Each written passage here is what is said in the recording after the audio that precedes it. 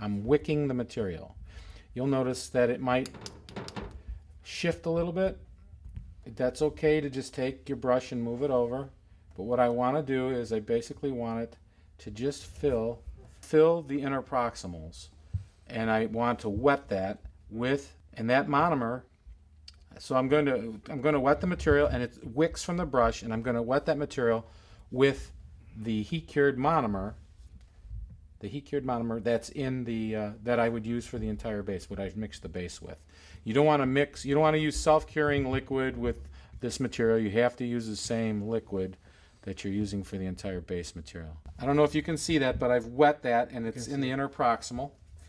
And again, then I'm going to go to where I haven't. Nature's not perfect. There are lots of concavities and convexities, and color doesn't, hold in tissue in certain areas uniformly.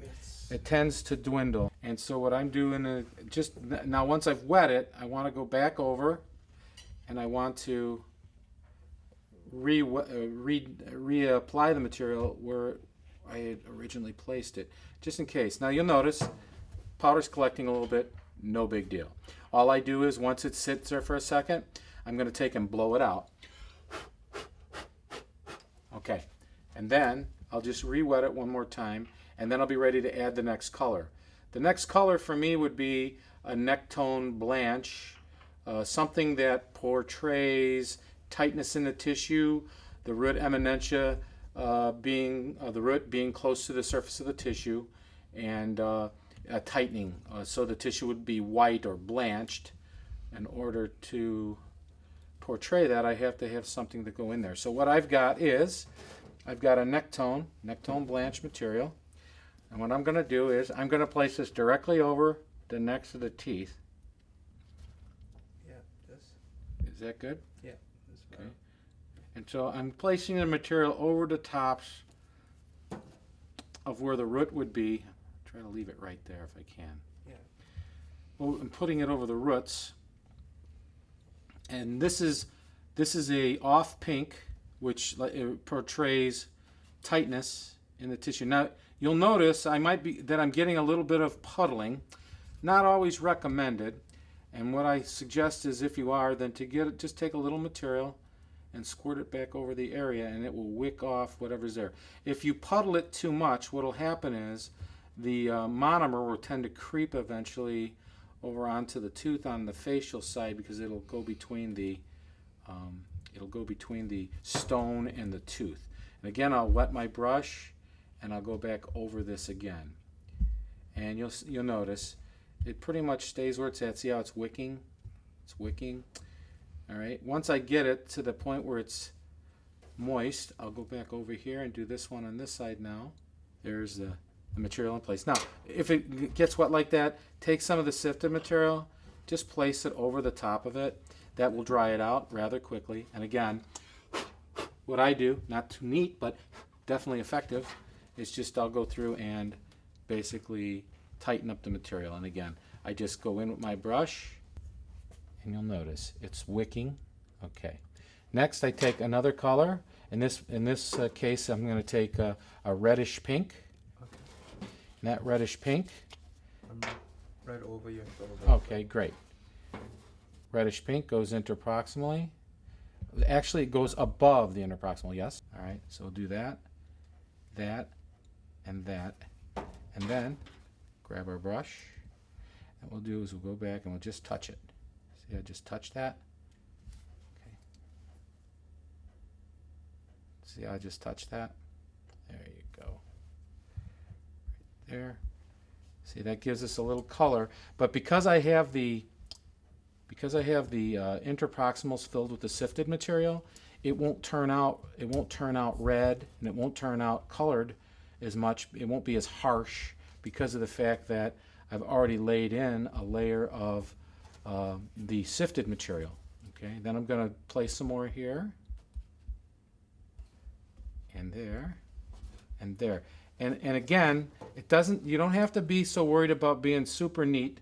It's not perfect little color mounds, but rather what they call polychromatic, meaning multiple color, rather than just one shade. And you'd be surprised, just a little bit of this kind of preparation, what it does is how it makes it pop. And now I'm going to go back over again with a little bit more of that sifted material. And that again is, as I mentioned earlier, to tighten up what might be too moist. And you'll notice it's laying on there. And again, not the neatest thing in the world, but what I do is I just kind of blow it off to get it so that you can go to the next procedure. Moist, because what you don't want it to do is you don't want this layer that you're putting in to dry out and get crusty. Okay, I'm got to be very careful that you keep it moist enough so it doesn't crust up on you. Okay, and then I'll take another final one. We'll just do 3. I would actually do multiple colorings in a mold, but for the sake of the video, I'll grab my last one, which is kind of a yellowish pink, and I like to go just a little bit higher. Now, some of you might be asking, and I'll do this, then I can show you once I pull it away. Some of you might be asking, where's the red? Well, actually, the red's going to come from the fiber material in the base material, the original blend that I'm going to use to pack in behind this. So I'm not really as concerned about getting vascularity in, because the vascularity is going to be portrayed by the fibers that are in the acrylic base material. All I'm doing here is I'm just doing the eminentia, interproximals, and some of the free gingival areas. Again, if you want to learn how to do this and you want to know where to put the colors, one of the best things to do is to look at real tissue. If you have doctors that you're working for, take pictures. Ask them to take some retracted pictures of some healthy mouths. That will help you practice trying to attain the effects, your desired effects. Okay, at this point, I have all the colors in, as you can see. And then the next step, of course, would be to pack this case. About this point is about 10 minutes. Now the material will be ready to pack, and I'll go ahead and I'll show you that procedure now on how to trial pack without pushing the colors out of the way. Okay, so the mold has now been colorized individually for that subsurface colorization. Hope you can see it. And now what I'm going to do is my buzzer has rang, and or just about to ring, and I'm going to go ahead and I'm going to pack the case because I checked before and the consistency is there. Here's the consistency again, you can see. Here's a little tip. When you have a sheet of packing material, I always wad it up like this and get wrinkles in it, because if it's smooth, it has surface tension, but if I crinkle it up before I start to pack, what it does is it breaks the surface tension and the material will not stick to it. Okay, I always take out a small amount, close my container because I don't want it to dry. And again, I'm rolling it into a little sausage, and what I'll do is place that right in here. This will be my first pack, and you can see I finger fill it, take my material, I place it over the top, go inward. That's just my buzzer letting me know that I'm right on time. And if you noticed, I went, again, I'll show you, in and down, in and down, okay? It's about coming in forward and then coming down. I'll place this in, okay? Pull out the flask, open it, and you'll notice I just have a small imprint of what I want. Next, take and I mix up a little bit more. This next one will be in the same basic area because it is still a little deficient. And I will come back across it again. Here, here, here. Finger fill. Put the sheet back on. Go in and down. Place it underneath. Trial pack. And again, trial packing, I like it slow like this. It pushes the material. And what I'm going to start looking for now is I'm going to be looking for it to expel from around the borders. I can see it closing. And once my little indicator comes on, it tells me that it's trial packed. Take off the pressure, release it again, come back over, open up the mold. You'll notice I'm closer and closer. This next one will be the final pack, hopefully. Final trial pack anyways. Again, I'll close my material up, I'll place that material in here. Take my sheet, adapt my sheet in and down rather than straight down, as I mentioned before several times. We don't want to disturb those colors. And then I'll go ahead and I'll do a third pack. This will probably be my last trial pack. You'll notice that's that technique where I call it short to long. I'm not nervous at this point about doing 3 trial packs. I know the consistency of the material because I've taken out a bit and proportionated it, so I know where it's at. Just have to keep an eye on things, that's all. And again, I'm hoping to have some flash at this point, which I'm getting because I see acrylic coming out of the back end of the flask. You might see that oozing out. That's what I'm looking for. It's coming out the back end, and I'll guarantee you it's not coming out the front. See? Because of the fact that we're filling. There it is. Okay, now we'll take off the sheet. I use the blunt end of this instrument, which is the cement spatula, and I go around so that I don't score the model and get any plaster chips in there. And I'll score that, and then what I'll do is I'll lift that off. Basically what happens is once I get a little bit of material like this, I just take it and it comes right off. It sticks to itself. See? Just sticks right to itself. Now I can pull it off. See how it came off nice and clean? And what I'm doing is I'm trying to stay as far away from that as possible without damaging the border imprint. Alright, and I have to move fast because it's a little warm in the lab today. And again, you know, you'll have to know the temperatures of your laboratory in order to get the timing down just right. And I place that one small size pea material right there, and I'll be closing it final. Again, I'm going in and then down. This will be for the final. I'll place it in place, final closure, and again, it's always slow, no sense in going fast. You don't want to disturb anything or crack teeth or any of those kind of things that occur when you add pressure too quickly. It always made a big impression on me at school because I can remember trying to flask them really fast a couple of times and I end up snapping anterior teeth and all kinds of weird stuff. So again, it doesn't hurt to just take your time and do it right the first time, and then you don't have to be so concerned about having a problem when you open it up. There's no big surprise. Again, if you've done it right, you shouldn't have any flashing occurring at all because you've put in that last little bit just to fill in anything that might not have been filled, but you already know it's flashing because you trimmed it away. And I let it sit for just a second or two just to kind of relax, rest. If it is going to extrude anymore, gives it a chance to seek its level. You know, this is all about technique on these types of things. You know, good sound technique is what makes a great final result.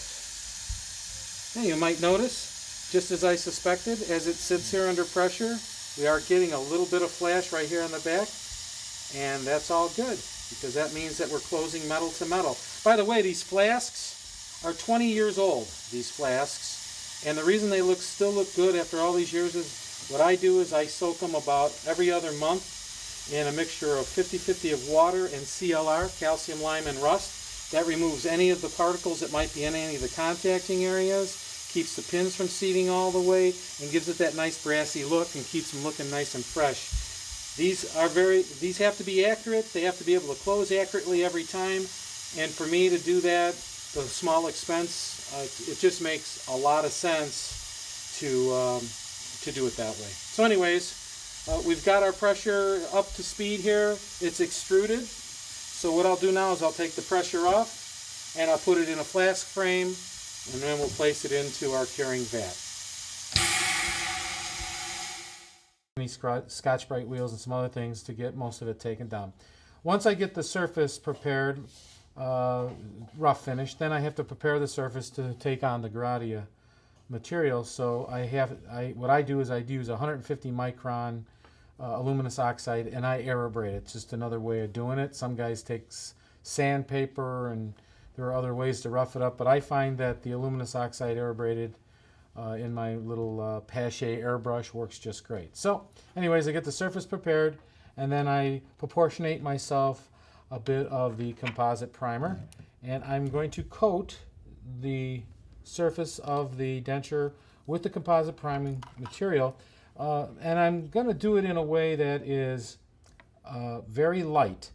It starts out wet, but I'll use this brush and distribute the material on the surface until the brush is almost dry. That's how I put on a thin coat of primer. I was talking with other technicians. Some like to put only one coat.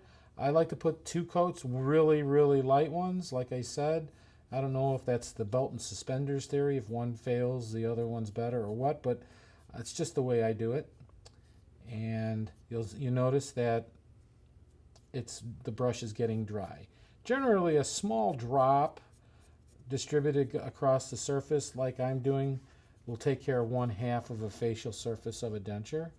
I try to keep it off the denture teeth as much as possible. We're really not going to be adding any gradia to the actual tooth surfaces, so I'm very careful to just not get it too much on the teeth. I do want to make sure though that I cover any area that's going to get the gradia, and that would mean like right up next to the gingival cowl, because you're going to be running material right up to the tooth. I'm going to get just a little bit more material.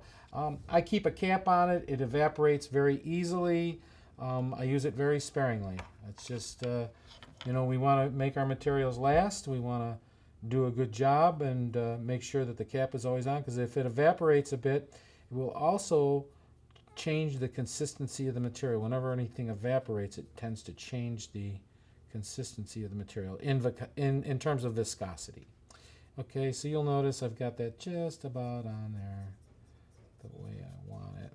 What we'll do is we'll put that in the Labo-Lite machine and we'll run it for a 1-minute cycle to cure this priming material, which, like I said, sets up the surface for bonding with the gum.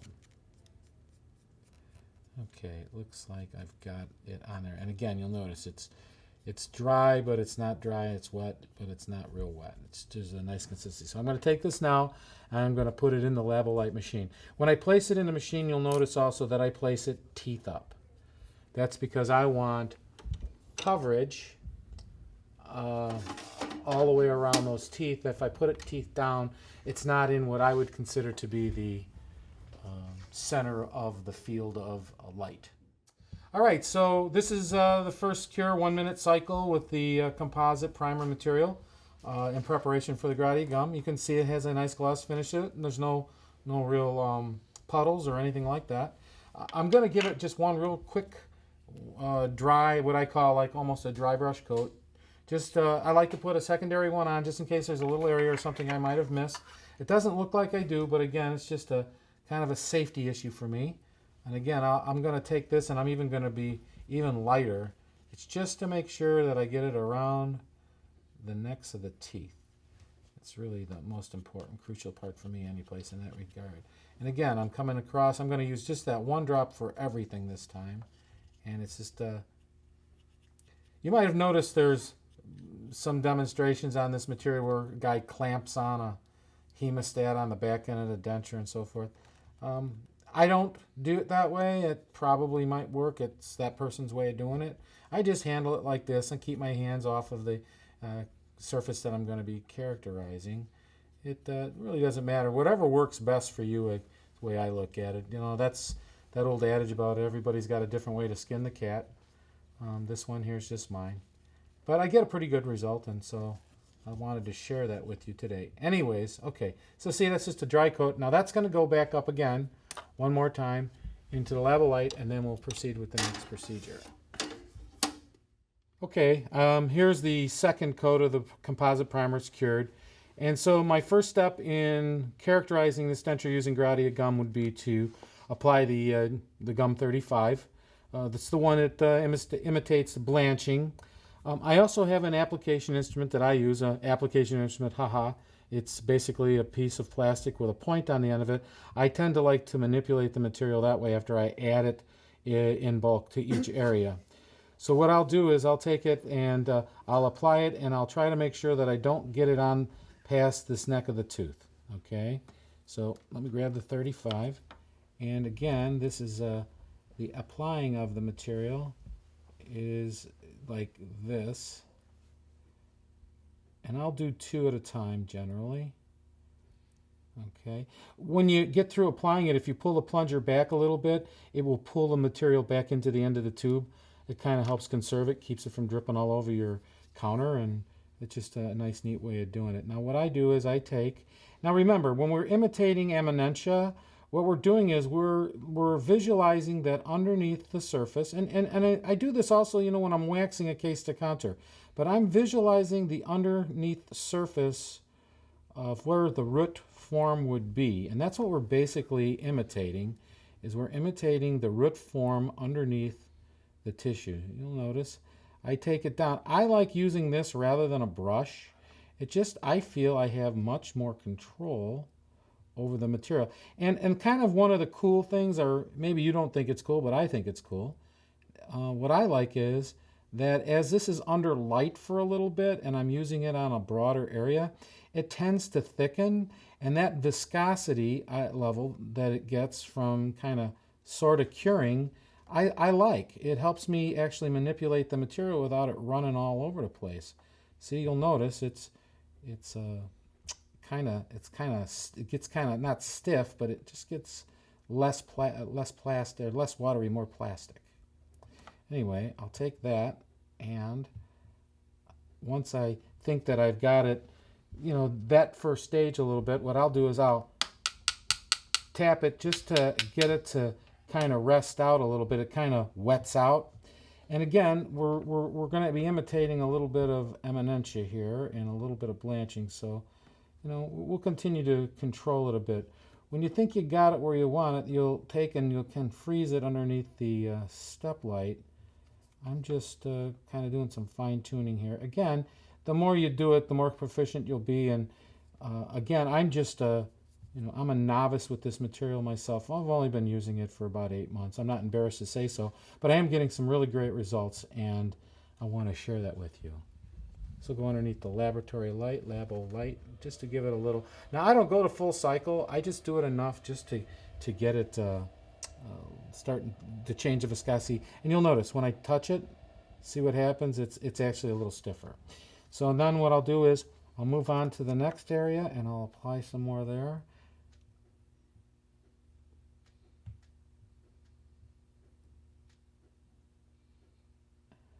I usually do about 2 teeth at a time. And then I'll take my instrument and I'll apply it thus. Now, if you want to have your Amenentia standing up, which I don't really like.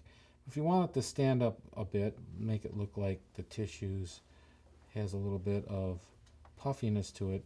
Of course, you could freeze it right away. Again, I prefer to just use this to enhance what already is there in the acrylic, rather than do huge buildups. You know, I'm not a big one on doing huge buildups. What we're doing is we're just adding a bit of polychromaticism to the appliance. And again, I've got that, and you'll notice I felt that I had enough over on those 2 teeth to move it over to a third, so I did.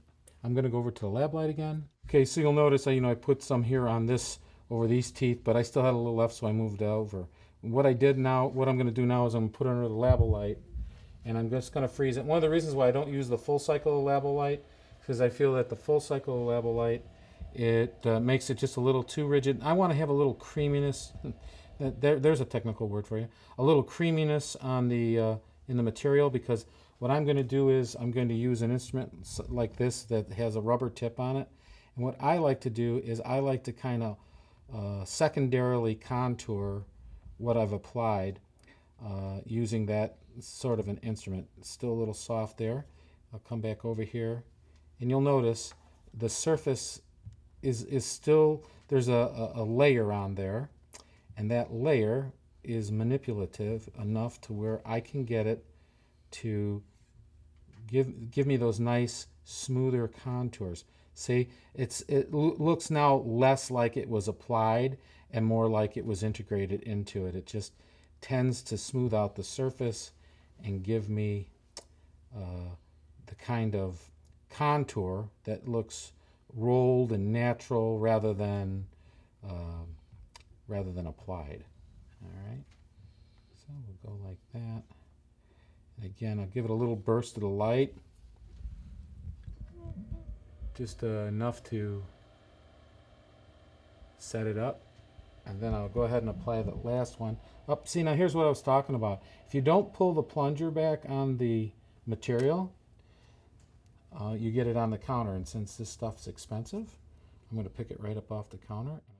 And you ask, well, hey, Zaleske, why don't you just have the material on your palette and then take it off of there and, you know, like squirt it all at once. I don't like it to sit in the light too long up there. Although I told you earlier, I like the consistency of the material when it's kind of pre-curing a bit because it's easier to manipulate. If I leave it out there too long, it just tends to kind of, you know, start to cure too much, and it just isn't the same. You know, it just doesn't have that same workability. So I like to take it as I need it. Maybe it doesn't go with the flow as far as the way you do it, but that's okay. Everybody does things differently. And I just like to bump it a little just to get it to run out flat, make sure I get it in all the areas. And then I'll take it and I'll run that on the level light again. This time I'm going to run a little bit longer cure.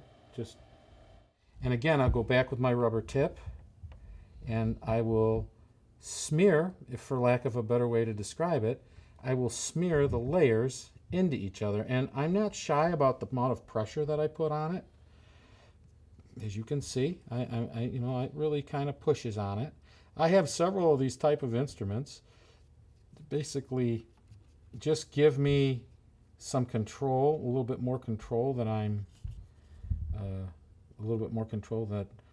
than just a brush.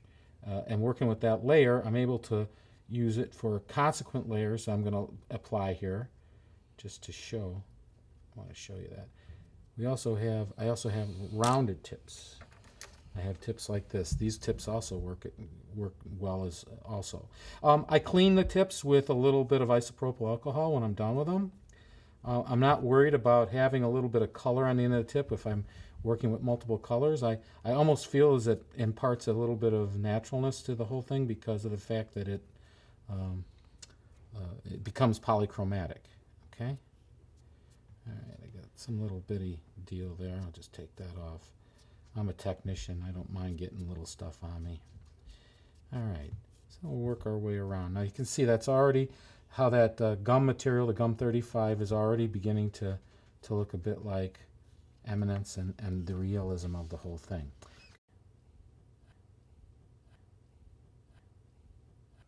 I'm just got to complete the whole thing, so I'm going to just put that in there. I put about 3 of them in there. And then I got to do that to pull it back in. I'm just adding the eminences using the gum 35. And again, I'm all about trying to keep down the amount of buildup to a minimum. If I had more contour on this one, it would even be better. I'm going to go back to the lava light. Okay, so I've applied the gum 35 in the eminentia areas of the denture. Finished up here on this other side. Just to, didn't want to bore you with going through the whole sequence, but basically it was the same technique all the way around, right? And this has been frozen just in the lava light, just for a cycle at each area along the way. And then I went back over it, just so you know, again, to reiterate, I use this little rubber tipped instrument, and I have basically taken out all of the, I would call it a seam, but it's where the grouty material and the acrylic, basically the junction where it comes together. Okay, so that's where I'm at now. I've smoothed those all out, and I'm now going to add the 31. Okay, so put this down for just a second, and then what I'm going to do is this time I'm going to put a little bit of this material on the palette to use, because I'm not going to use nearly as much as I had used prior.